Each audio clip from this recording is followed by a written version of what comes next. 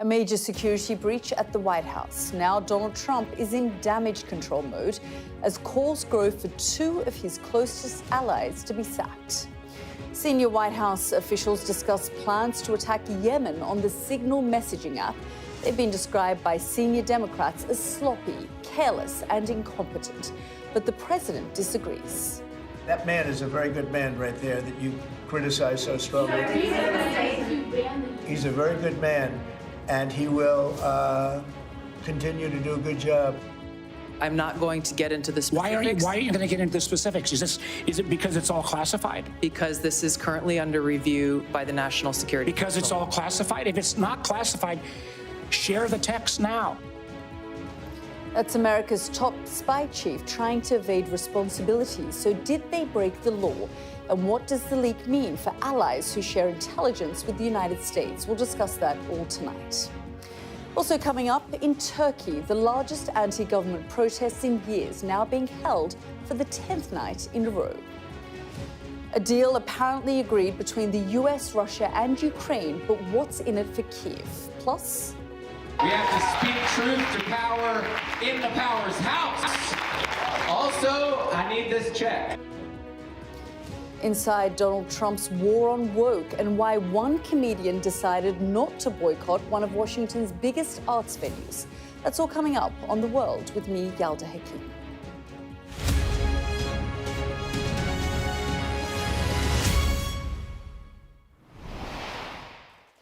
Good evening. It's not often you get to snoop in the group chat of the people making the decisions in Washington because, let's face it, away from the prying eyes of the public and the press, people tend to be a little bit more honest about, well, everything. This particular chat was set up to discuss military strikes against the Houthis in Yemen. We'll focus on why they were targeted in a moment. But around 18 senior officials were in the chat on the messaging group Signal. Let's talk you through it. Defense Secretary Pete Hegseth, Vice President J.D. Vance, the President's National Security Advisor Mike Waltz, Director of the CIA John Ratcliffe, U.S. Secretary of State Marco Rubio, and Director of National Intelligence Tulsi Gabbard.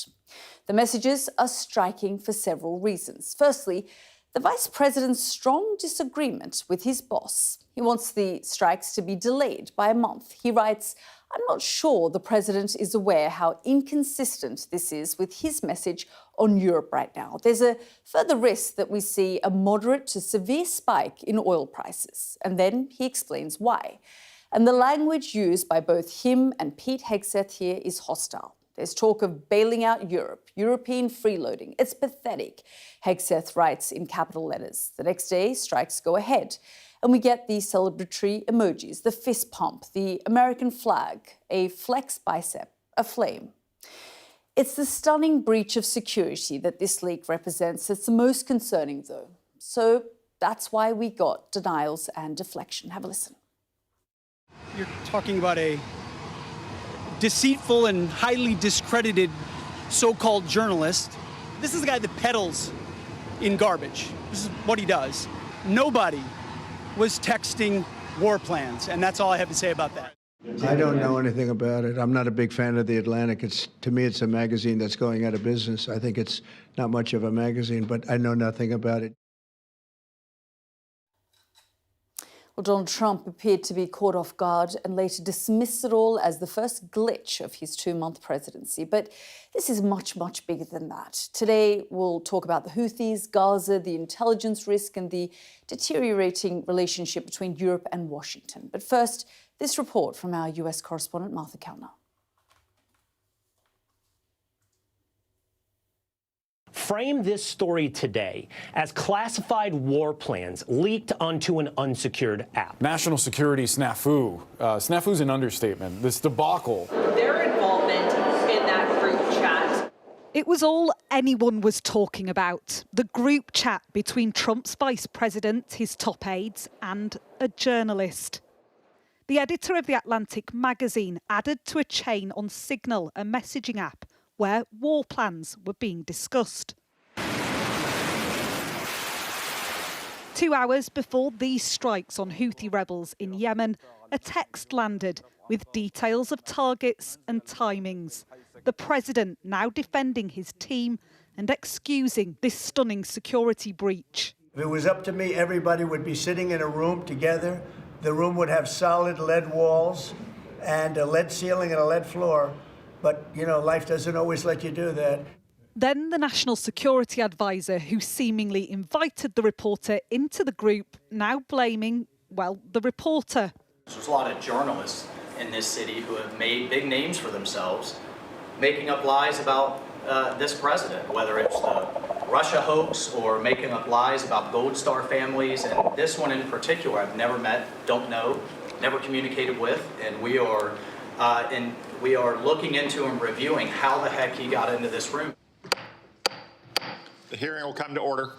2 of those in the group chat were interrogated at the Senate. National Intelligence Director Tulsi Gabbard and head of the CIA John Ratcliffe. This hearing was pre-programmed to look at worldwide threats, but the focus now on the danger within. Senator, I'm not going to get into the specifics. Why are you going to get into the specifics? Is it because it's all classified? Because this is currently under review by the National Security Because Council. it's all classified? If it's not classified, share the text now. Questions abound about possible incompetence and certainly recklessness within Trump's cabinet. But the messages also reveal a curious dynamic between him and the Vice President. J.D. Vance publicly so supportive. In private, J.D. Vance disagreeing with the president, saying he wasn't sure Donald Trump was aware how inconsistent this is with his message on Europe right now. Then making his disdain for European allies clear. I just hate bailing Europe out again, he says, referring to how the strikes on the Houthis would benefit a European shipping route.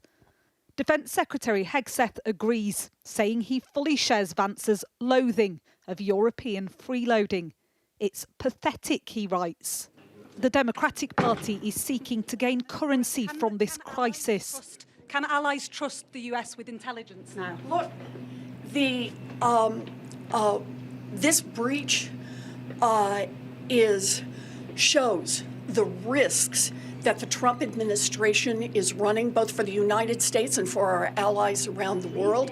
That's why there must be accountability, and that means Hegseth should be fired, and there should be a full-scale criminal investigation so that How likely do you think that is? Our allies and so the American people can put some trust in the United States. The White House is trying to play down the seriousness of this security scandal, characterising it as a minor transgression. But with lives at stake in a manned mission, it could have been so much worse. Martha Kellner, Sky News, Washington, D.C. Well, as we saw there in Martha's piece, the journalist who was accidentally admitted to the top secret group chat is Jeffrey Goldberg, the editor of The Atlantic. He's directly contradicted the defense secretary who said war plans were not discussed. A long section on sequencing. This is going to happen, then that is going to happen. After that happens, this happens, then that happens. And then we go and find out if it worked. I mean, you know, he can say that it wasn't a war plan, but it was a minute-by-minute accounting of what was about to happen. That was Jeffrey Goldberg there. Well, intelligence officials now say the chat could violate the Espionage Act, which sets rules for handling classified information. That's because these conversations were taking place outside of secure government channels. Hillary Clinton's corruption is on a scale we have never seen before. 33,000 missing emails. Yeah, 33,000. Yeah. What is being uncovered now is one of the most shocking scandals in American political history. It's Watergate all over again. It's Watergate. Well, that was Donald Trump 10 years ago. You'll remember that former Secretary of State Hillary Clinton lost the 2016 election to Trump, partly because of the scandal over her use of a private server for classified emails. Her response today was understated, a side-eye emoji and the words, "You have got to be kidding me." Well, our correspondent in Washington, David Blevins, joins me now. David, we sort of talked about a little bit about this last night on the programme as this was all starting to be revealed. But of course now, there is talk about the Espionage Act and so much criticism of the way this whole fiasco has been handled, not just the inclusion of Jeffrey Goldberg in the actual chat, but the dismissal today, like it's not really that big a deal. That's right, Yalda. I think if people were surprised yesterday that a journalist had been inadvertently added to this group chat, that administration officials were discussing something as sensitive as a US airstrike on Houthi rebels in Yemen in this format, and were doing so in a seemingly carefree way, even using emojis, then they will be even more surprised today to hear the President of the United States describe this as just one small glitch in the 2 months of his presidency, to hear him express his full confidence in his National Security Advisor Mike Waltz, and to hear administration officials during those hearings in the Senate on Capitol Hill suggest that this was not classified information, because they appear to have forgotten something, that the journalist in question has the receipts. We've just heard in your programme from Jeffrey Goldberg how classified this information was. Potential targets, weapons, sequencing, and he's right now trying to think of a way to put that information in the public domain without breaching national security himself, without putting lives at risk himself. And this evening, there's been a statement from The Atlantic saying the response from the administration in seeking to discredit the publication and to discredit the journalist is straight from the playbook, they say, of those who are hostile to journalists and who are hostile to the First Amendment rights of all Americans. David, thank you so much, as always, for bringing us up to date. Well, let's speak now to Larry Pfeiffer, former senior director of the White House Situation Room during the Obama administration. Thank you so much, Mr. Pfeiffer, for joining us here on the programme. Just first of all, your reaction to this fiasco. Well, when I saw the news article from The Atlantic yesterday, I turned to my wife and I said, this is probably going to be one of the biggest Washington stories, Washington scandals for a while. As someone who worked in the White House Situation Room, we were responsible for convening these meetings, be they in person or be they virtual. And we had developed, and it still exists, a suite of government-owned and operated secure communications devices that afford these individuals the opportunity to discuss the most sensitive U.S. government information around national security, be it on a computer, email, chat, phone, video teleconference. It's with them 24/7. They have it in the office, they have it at home, they have it in their car, they have it when they travel in an airplane. If they're in a hotel, a facility can be established that protects the communications. It boggles the mind as to why they would have made this conscious decision to put these conversations onto a non-government platform like Signal. Yeah, Larry, I guess, the first shocking part of it is the actual inclusion of Jeffrey Goldberg by accident into this group. They didn't quite notice that he'd been included, and they didn't notice that he exited. And then the second part of it is the response today. Is it, in your view, an indifference to the rule of law, or they just don't actually see the breach around this? Well, the tone of every administration is set by the President of the United States. And sadly, we have a president who had shown in his first term and had shown in his interregnum that he had a very, at best, laissez-faire attitude towards the handling of classified material. When you operate in an environment where the leader is not that concerned and does not handle material in a careful manner, I can see where people under him might decide to cut corners, as apparently happened here. Yeah, and I guess, despite Pete Hegseth attacking Jeffrey Goldberg and sort of saying that he's a discredited journalist, Jeffrey Goldberg has handled this information with care. I mean, he's even, trying to sort of not put out in the public domain information that could put US troops and national security at risk, given the severity of this situation. Having said that, the fact is that the Chinese, the Russians, the adversaries would be looking at this and thinking, this surely can't be the only group chat that they use around these issues. Absolutely agree. The casual way with which this chat begins suggests to me that this was a routine way of their conducting business in this White House. I'm again surprised that there aren't people supporting them and staffing them that are experts in understanding the security ramifications of doing so that wouldn't have prevented this from happening. Now, you may recall, perhaps it was a little bit of arcane detail from the early days of the new Trump administration, but Mike Waltz, when he took over the NSC, announced that he was going to fire everybody who was on detail to the National Security Council. There's a cadre of individuals who come from the Defense Department, CIA, State Department, who bring expertise in how to manage and operate this National Security Council infrastructure. And he was going to fire them unless they answered a series of questions regarding their fealty to the president and to his policies, which frankly runs counter to the apolitical nature of that aspect of our bureaucracy. So I don't think we ever saw the final conclusion of that exercise that he undertook. But what happened today would suggest to me that perhaps a good number of those people were removed and returned to their home agencies, and people with less experience and expertise were brought in to support them. Yeah, Larry, I have about 30 seconds, but I just wanted to briefly ask you what you think needs to happen now. So an investigation needs to occur. The investigation needs to be done by disinterested parties. That can't be led or conducted by those members of the chat. And the findings need to be acted upon.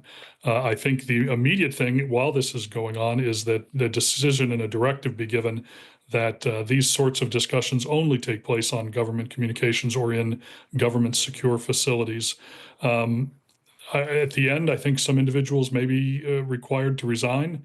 I don't think anyone will be criminally liable for anything that occurred here, and others may undergo some kind of administrative sanction, perhaps losing access, perhaps not being promoted, over the next years, things of that nature. Larry Pfeiffer, thank you so much for joining us here on the program. Thank you. So you may be wondering why J.D. Vance was so concerned about bailing out Europe. Well, it's because so much of Europe's trade passes through the Suez Canal, which has repeatedly been targeted by the Houthis in Yemen. They have been attacking ships in the Red Sea since the start of Israel's war in Gaza. They say they're acting in solidarity with the Palestinians. That's why Stephen Miller, a close aide to Donald Trump, believes Europe should pay America back if the attack was successful. He wrote, "If Europe doesn't remunerate, then what? If the US successfully restores freedom of navigation at great cost, there needs to be some further economic gain extracted in return." Well, let's bring in Brando Benifei, chair of the delegation in the European Parliament that focuses on Europe's relationship with the United States. Thank you so much, Brando, for joining us here on the programme. I was just speaking there to my previous guest, who is American, but as a European, just your reaction to some of the content in these texts, especially around Europe. Well, to be honest, some of what we have read in this chat that leaked was said also publicly. But the tone and the language is really unacceptable. I think we need to demand respect to come to some, agreement, some way forward with an administration that is staying, that is going to have its own policy. And Europe has to be more united in responding together. I think it's very important what we do in the next weeks for the response on the tariffs, what we are going to do to be united, to be able to answer with a countermeasure, a list of countermeasures of products that we also put in pressure with tariffs in the US. And I think that this is the only way, because they only understand the language of power, the language of force. I mean, it's not. Brando, I Yeah. mean, just to interrupt you there, you say that we need to demand respect, but I mean, what we can see from the content of these texts is that, you know, they believe, frankly, whether they say it in public, and there's been a lot of analysis around, you know, what exactly did the administration, did J.D. Vance mean when he spoke at the Munich Security Conference? Are these just pressure tactics so that Europe can up their defence spending? But it seems that same tone exists behind closed doors as well. So how do you demand respect when, frankly, this is how they feel, you know, that Europe is behaving? It's been described in capital letters as pathetic. Yeah. I think we should not be delusional. They, I repeat that, they only understand the language of strength. So Europe must react united. And it's not a case that President Trump said clearly that he thinks that EU was created to create a problem for US. He said it was created to cheat US. In fact, I think that with also the closer cooperation with UK and Canada, the EU should work together for a response to the attitude we see from the US, a response that is also rooted in the willingness, to be frank, by European businesses and American businesses to continue working together. The trade relation and the simple sales that European companies do in US and the US companies do in Europe are an important element of a strong economic relationship that should not be damaged. And I think this is one important asset to put on the table, to say we should not go into a trade war that will damage both sides.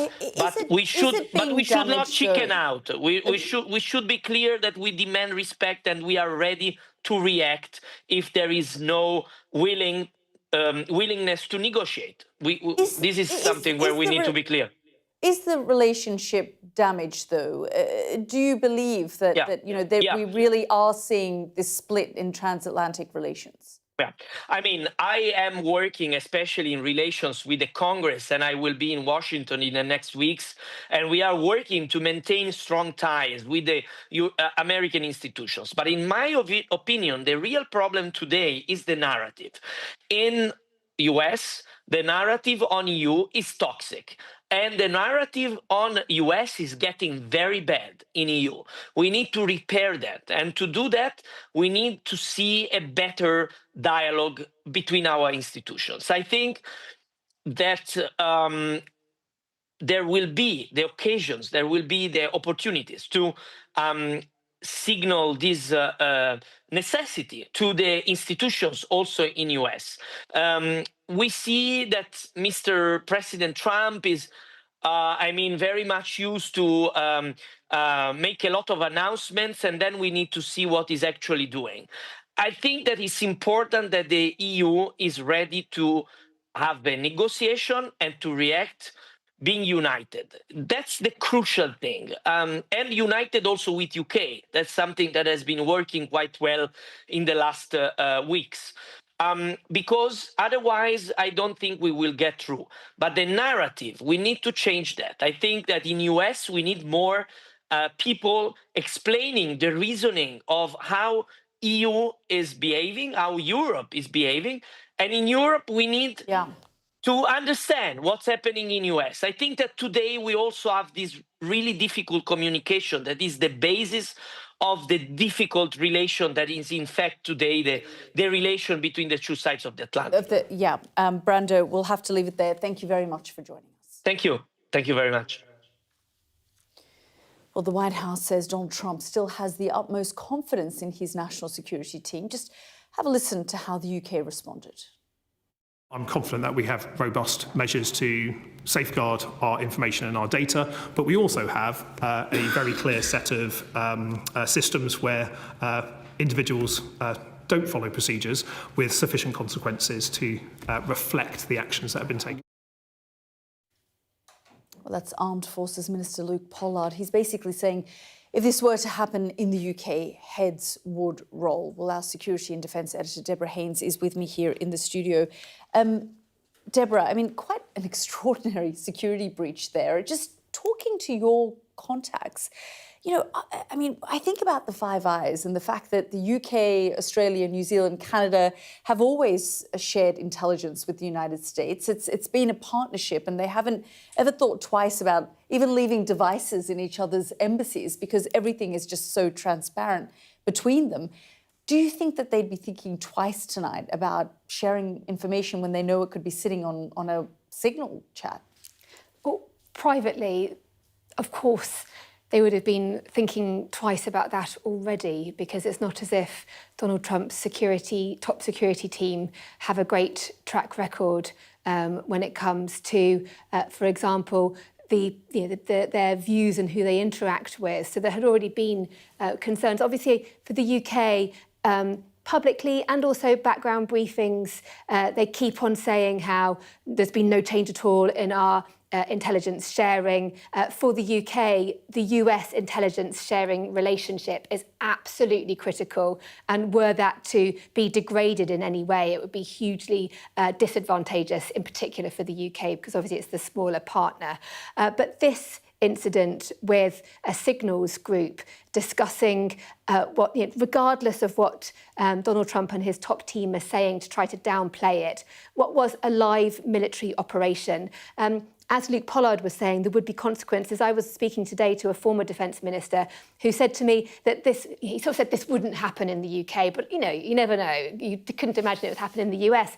But he said if he had been caught doing that, he would be sacked immediately after getting, and he used a slightly stronger word, very told off by the chief of the defence staff. I mean, there are security protocols about the handling of different levels of information up to top secret, and they're there for a reason. And so when you are discussing operational details, it's operational planning, operational security, personnel security are paramount. And that's why there are certain classified systems on which these kinds of discussions take place. Of course, they're human. People have Signal, WhatsApp, they message each other. But to message each other with actual specific information about an operation, that's the thing that's most jaw-dropping. To have a WhatsApp group at all discussing potential future attack, that's also extraordinary. And to allow, by mistake, a journalist to come in and then not to notice. And let's not forget, it's not just a number of amateurs on this group. It's like the head of the CIA, the chief of national intelligence, the vice president, the defense secretary, the national security advisor. It's genuinely mind-blowing. It is, and it's been described as amateur hour, mind-boggling, all sorts of things. From your conversations with your contacts, is it the indifference as well to the rule of law, which is, you know, what they might be finding alarming? Again, I know that they, in background briefings and in conversations publicly, they've said it hasn't changed anything, but the fact is it's not so much just the breach, it's then the response to it the day after. I don't think it's the indifference to the rule of law. It's the use of these kind of tactics, this distraction tactic. This, like, you keep on hearing, for example, Mike Waltz, when he was talking with the president and other officials today, immediately kind of switching to journalists, trying to discredit journalists as going after the Russia hoax. And it's sort of flipping it around, trying to focus on the positives, that this operation was hugely successful, trying to deflect attention away from this massive mistake, which is the sort of tactics that, you know, we've seen other countries, less friendly countries, use. It's a classic sort of way to try to pivot on information. And I think the thing that is concerning people too, obviously it's a lot to be concerned about, but it's the idea that Donald Trump's current reaction, and of course it could evolve as he becomes more aware of what went on, is to downplay it, is to stand by his officials. And the concern really is that given the need to have absolutely rigid security protocols when it comes to classified information, and when there are breaches, there are serious consequences normally. And were that standard to slide, and were sloppiness and breaches allowed to become the norm, then that means it's just going to become a whole load easier for the US's enemies to get hold of information, and allies will be feeling even more concerned about sharing their secrets. Indeed. Deborah, thank you so much for bringing us up to date there. Now you're watching The World with me, Yalda Hakim, still to come on the programme. Agreements to stop this and attacks in the Black Sea in Ukraine. But will sticking points cause it all to unravel? That's coming up.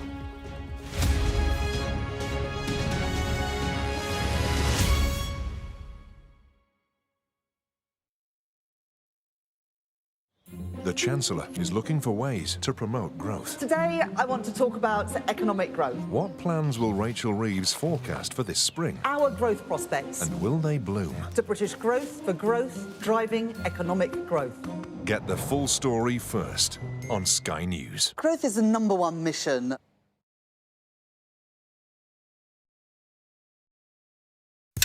What's it like doing this kind of stuff when he's not here? Yeah, I miss him. He just inspired me to be a better person. He's shown us what living looks like in the toughest and most difficult of circumstances. I'm Greg Milam, and I'm Sky's Chief North of England correspondent. Mandatory evacuation, you must leave! For many people, Harvey is far from over. People here believe the water will be this deep for weeks. I've reported from around the world and around the UK. It isn't what politicians see from election battle buses, but what ordinary people see from the buses that shape the timetable of their lives. I feel like there's no trust between the people and the politicians. Labour's going to get in definitely, and they're no better than the Conservatives. It is almost impossible to predict where these fires will go next. Ida has certainly left its mark on New Orleans. It just feels heartbreaking. Cartels in Mexico are flooding America with the drug. We are standing on the supply line right into the heart of America's opioid crisis. This gives you an idea of the strength of those winds, strong enough to bend and twist metal. Sky News, the full story first. Christchurch has been changed forever by what happened here. There was a river of blood coming out of the mosque. That's a scene that you don't forget. Are you trying to run me over, Sir Philip? No, go away. Look like it, sir. Will you respond to those who made accusations, Sir Philip? Can you go away? Very good morning to you all. Morning. Do you regret the tweet, Gary? There's no sign, publicly at least, of either side being willing to give ground. Brianna's dad told Sky News what he thinks of them. If I'm honest, I hate them. They're just evil. They'll always be monsters. Free wherever you get your news. How do you reassure the public that all of these mistakes wouldn't be made again? God forbid we should have to do this again. We are under Israeli military restrictions in terms of some of the things that we can film, but it's important to be in there. What a slow drive for the president as he approaches his golf club. 4 more years! Free wherever you get your news. I'm Mark Stone and I'm Sky's correspondent based here in Washington, D.C.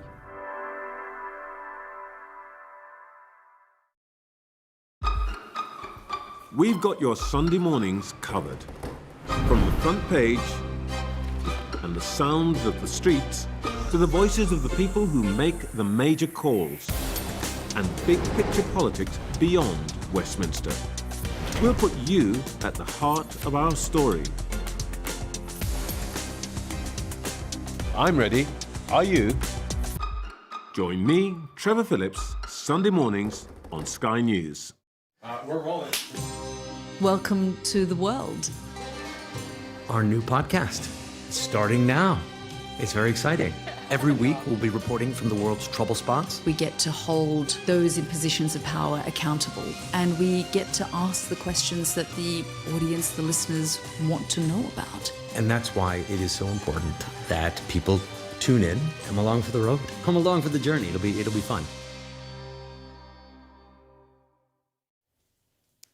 Welcome back. We've seen Donald Trump's team tearing into their European allies, but also tonight a moment of what looked like diplomatic breakthrough in the war in Ukraine. Russia and Ukraine have agreed to a US-brokered ceasefire deal involving the Black Sea and strikes on energy infrastructure. Both sides spent the last few days meeting separately with the US officials in the Saudi capital of Riyadh. However, tonight the Kremlin said the deal is conditional on some Western sanctions being lifted, raising doubts about whether the whole thing will actually happen. Our security and defence analyst, Professor Michael Clark, has been looking at what the ceasefire agreement means for both sides. This afternoon, we got the first indication of the Black Sea Initiative, which is intended to set the scene for a ceasefire across the Black Sea. The White House was the first to release a statement announcing the agreement.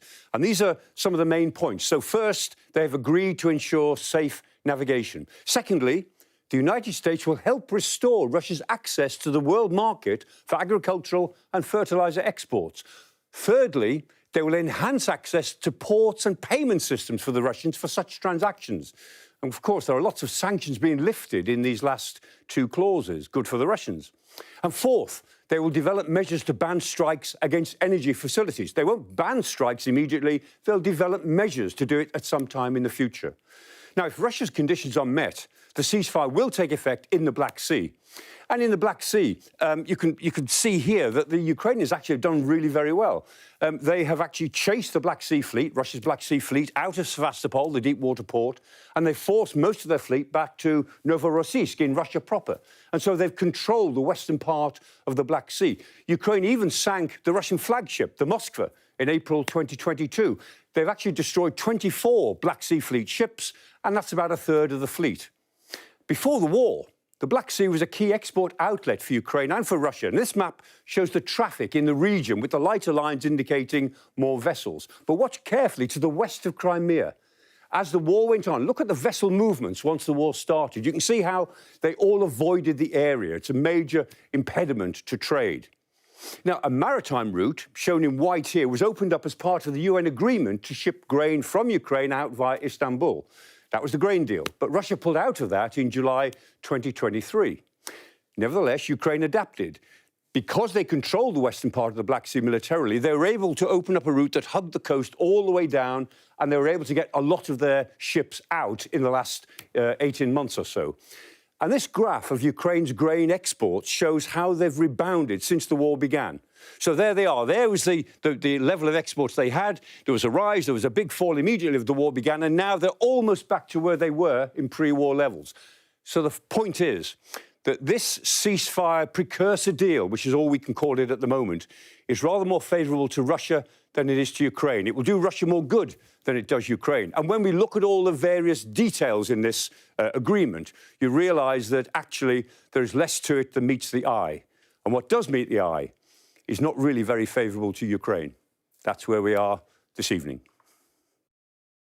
That's Professor Michael Clark there. Well, this is The World with me, Yalda Hakim. Lots more coming up in the next edition. Huge numbers back on the streets of Turkey's biggest city, defying a president who says their protests will fizzle out.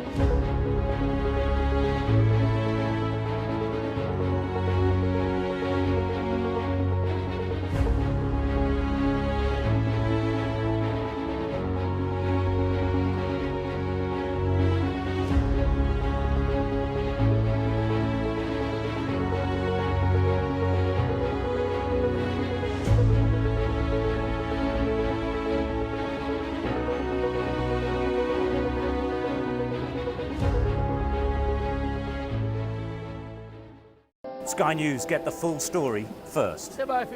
Is this now all your territory? Yeah. The battlefield is outside the barricades. We are in the middle of a forest, in a jungle really, and they're attempting to keep these men alive. I'm Stuart Ramsey, and I'm Sky's chief correspondent. It's really dangerous. Many people have died riding it.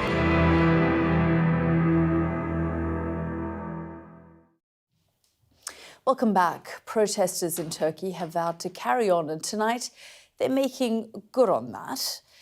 Back out on the streets of Istanbul, demanding the release of the city's jailed mayor, Ekrem İmamoğlu. He was detained on corruption, terrorism and other charges just days before his party formally chose him to run in presidential elections due in 2028. President Erdogan insists the arrest isn't political and dismisses mass protests as a show that will fizzle out. More than 1,400 people have been rounded up in demonstrations that have at times turned violent. Our special correspondent Alex Crawford reports from Istanbul. These anti-government protests are drawing all sections of Turkish civil society. These are medics, doctors and nurses shouting, "We are protecting democracy." They're also creating unlikely allies, the ultra-nationalists side by side with the communists in their condemnation of President Erdogan's rule. He's being openly criticised. Erdogan resigned, they're saying. But all this comes with risks. There have been a string of people detained for insulting the president and his family, as well as journalists jailed for covering the protests. Since we were born, we have only seen just one president, and it's this guy. So we don't want to lose our freedom. There's hope, and they cannot arrest all of us. We will keep continue. The jailing of the Istanbul mayor, who's seen as the president's main rival, has incensed much of the public. And his legal team told us it's that popular support which they're banking on. A man of such quality being arrested and detained on what we believe are baseless charges, with the lack of substantive legal merit, with no concrete evidence.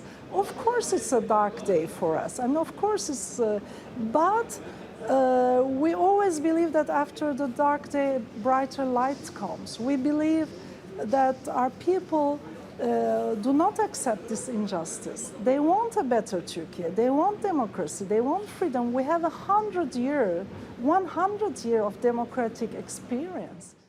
The country's leader, here talking to students, insists the corruption charges against the mayor are not political and his supporters are just causing trouble. Those who spread terror in the streets and want to set this country on fire have no destination. The path they're on is a dead end. The president is busy cementing relations with his new American counterpart, sending his foreign minister to Washington to set up a key meeting between the two. It's these strengthening foreign relations which observers believe has emboldened an already empowered president. The presidency itself, regardless of whether it's Erdogan or another person in that office, is a presidency that has extraordinary powers. It has enormous powers over the judiciary. It has powers to eviscerate media. And these powers are being used all the time to erode the rule of law and human rights. Human rights groups want an investigation too after accusations of police violence against the protesters. These are claims the government refutes, insisting more than 100 officers have been injured policing these banned gatherings.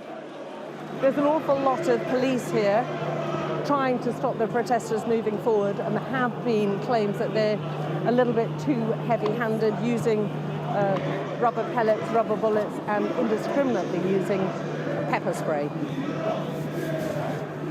For many here, these protests are viewed as not just a fight for democracy, but a fight for the country's future generations. Alex Crawford, Sky News, Istanbul. This is The World with me, Yalda Hakim. Next up, the performers saying thanks but no thanks as President Trump takes centre stage at Washington's Kennedy Center.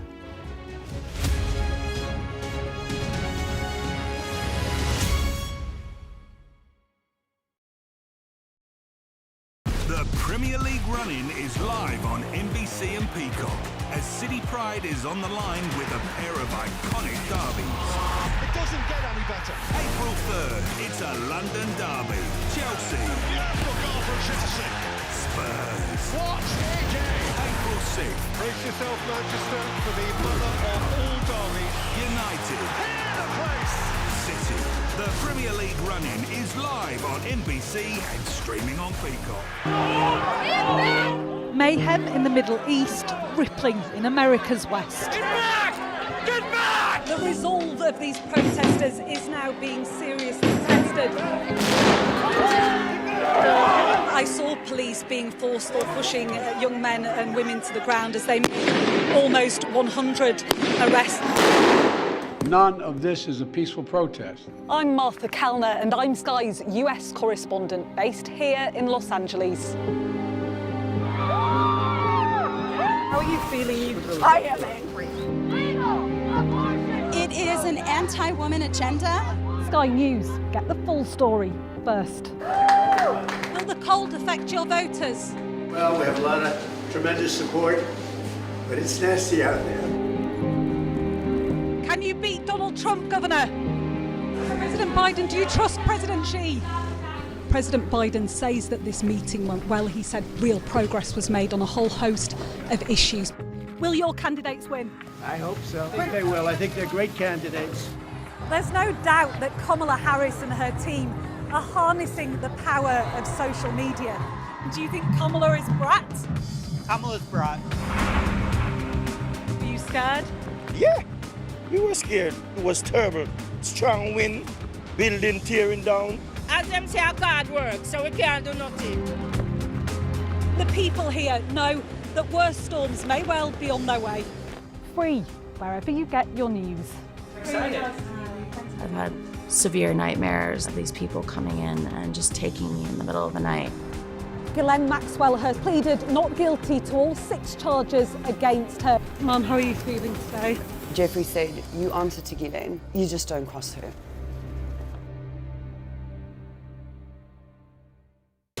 We are under Israeli military restrictions in terms of some of the things that we can film, but it's important to be in there.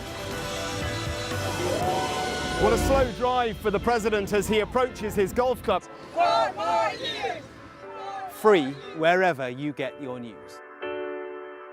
I'm Mark Stone and I'm Sky's correspondent based here in Washington, D.C.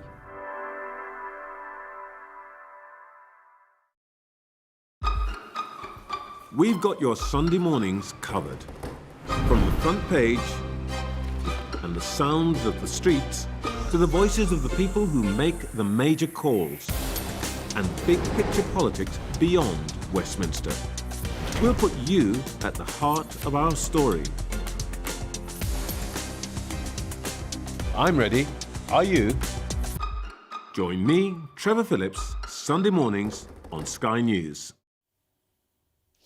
The Kennedy Center has long been neutral ground in Washington, a center of arts, entertainment and culture, minus the politics. But that's changed since Donald Trump fired the chairman, put himself in charge and replaced the board with his allies. The takeover has prompted boycotts by performers, as our US correspondent James Matthews explains. Performing arts. Here in the famous Kennedy Center, there's been a key change. Like everything else now, it's political. The man who became president has made himself chairman of this storied place. For many in the arts world, this story doesn't read well.